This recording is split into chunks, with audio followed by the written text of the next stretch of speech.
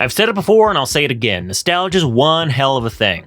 In our wider pop culture landscape, the 1980s is still dominating the zeitgeist, especially when it comes to the world of toys and action figures. You look at shelves now and honestly, they don't look too different than shelves back in the day. Star Wars, Transformers, He-Man, G.I. Joe. These franchises are undeniably fun, but they feel more stagnant than ever. And I don't exactly know why in the grand scheme of things. We could look at any of these examples, and from the 80s to the 90s, they changed. From the 90s to the 2000s, they changed. But 2010 onward, it really seems like these companies are scared of making any kind of progress or change to the status quo. Now, as weird as it sounds, I almost feel like a lot of these problems can be traced through Star Wars. Let me lay down this beat and see if you pick it up. The original trilogy, the Tridge, if you will, from 77 to 83 is undeniably classic. There's a reason why it's cemented into pop culture. These films changed cinema and the way people interact with it forever. Then in the late 90s, early 2000s, we had the prequel trilogy, a series of films still helmed by George Lucas, but had wildly different creative decisions and varying quality and execution. May have gone too far in a few places. Love the prequels, hate the prequels, indifferent towards the prequels. All that matters is it was George Lucas's vision and it is what he wanted to present to people, even if it's not what the fans wanted. People kind of forget almost 20 years ago there was a huge contingent of people that said George Lucas ruined their childhood. Cut to the 2010s and Disney has purchased Lucasfilm and Star Wars from old Jorge. You sold them. I sold them to the white slavers that take these things and I cannot understate how excited people were for the 2015 movie The Force Awakens. This was seen as a clean, easy break from the messier storytelling and narrative devices George Lucas introduced in the prequels, as well as reintroducing a lot of familiar original trilogy elements. Look, it's Han Solo and the Millennium Falcon and Chewbacca, a desert planet, X-Wings and TIE fighters. I know what that is! You get the point. They reintroduced a whole bunch of familiar elements and backpedaled wildly on the controversial prequels because, well, the people who were spending money to go see this movie said they didn't like the prequels. It makes perfect sense to backpedal. However, part of the problem therein is they didn't know where to go from there. They regurgitated so much that, well, they took the next idea that came through, and that idea was The Last Jedi, which had a lot of different ideas, that's for damn sure, but none of them were executed well. Again, doesn't matter if you love this movie or hate this movie, the part that matters is they didn't do anything with it, and they learned, go back to the old thing again, which is exactly what we got in The Rise of Skywalker. The old thing, but more. More Star Destroyers, more Death Stars, and Palpatine. Death is a concept invented by the Jedi. What? It doesn't really matter how much of a clusterfuck Disney Star Wars was. What matters is that most of the other companies that hold major IPs were looking at this and saw how reactionary the market was. I think that's part of why some characters, stories, and aspects of pop culture just feel so stagnant right now. A lot of those companies are just dusting off their older properties, looking at what worked, and sanding down the edges to make it marketable towards everybody. And by everybody, I mean that in a neoclassical economic sense. They're painting with a broad brush so they hit all the markets. And that actually plays into today's subject, brand recognition and marketability.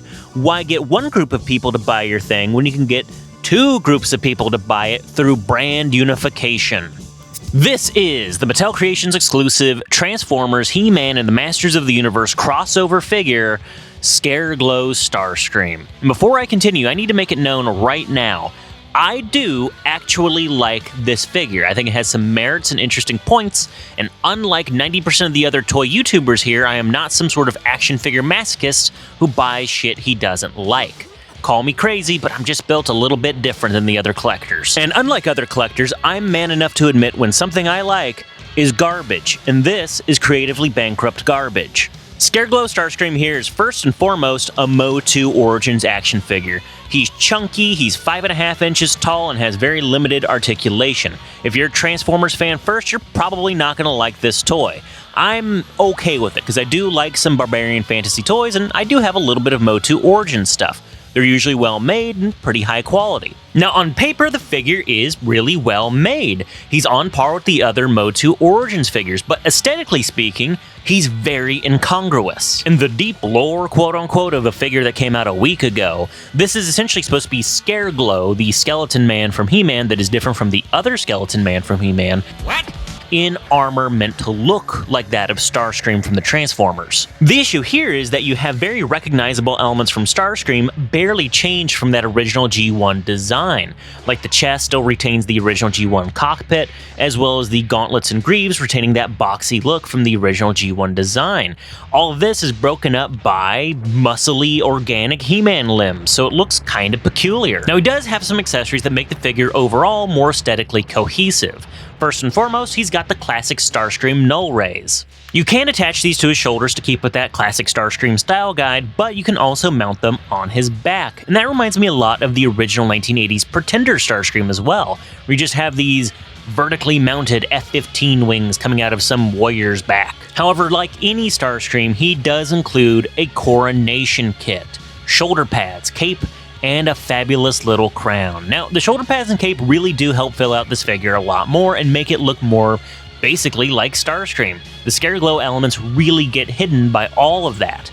The only real issue is the crown doesn't fit on his head. The crown does have some clips, but if you look at his head sculpt, there are no mounting brackets on it. So if you try to force the crown on, it's just gonna pop right off. Instead, you kind of have to sit it there lazily. It's kind of weird. Unlike the other MOTU crossover figures that are very distinctly and clearly wearing armor of their respective characters, the more and more you add to Scareglow here, the more and more he just looks like some bizarre Elseworlds barbarian universe version of Starscream. This alternate universe Starscream vibe is really helped by my favorite part of the figure, the head sculpt. Now, shifting focus back to Scareglow here, you can look at his original 1980s Masters of the Universe design and see that he is pretty basic in the grand scheme of things. A skeleton man with a couple flourishes here and there, not too different from Rimco Warlord's Jewel Thief. So basically, if you're just taking a skull and wrapping it in a Starscream helmet, I think it's gonna look pretty cool, especially when you consider how often in Transformers, Starscream dies and comes back as some sort of phantom or revenant.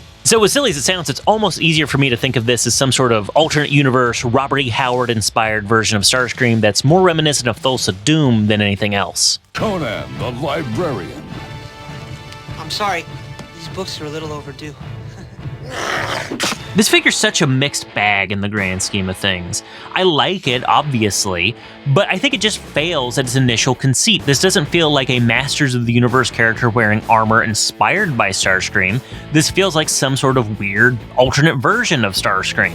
Let's all go out for some frosty chocolate milkshake. It doesn't feel like there was any true artistic intent behind this figure, or really even an attempt to blend the two aesthetics, and I understand the two are very, very distinct aesthetics. You have one series that's based off of Militaria and Real Robot Mecha from Japan, and the other that's based off of weirdo pulp fantasy art from the 70s and 80s. These are two very distinct toy lines, but I think an attempt could have been made. In my opinion, what they should have done instead of making quote-unquote Transformers armor for recognizable He-Man characters is they should have just taken the Transformers characters, Optimus Prime, Megatron, Starscream, and Bumblebee, and made them into He-Man characters with a pulp fantasy aesthetic.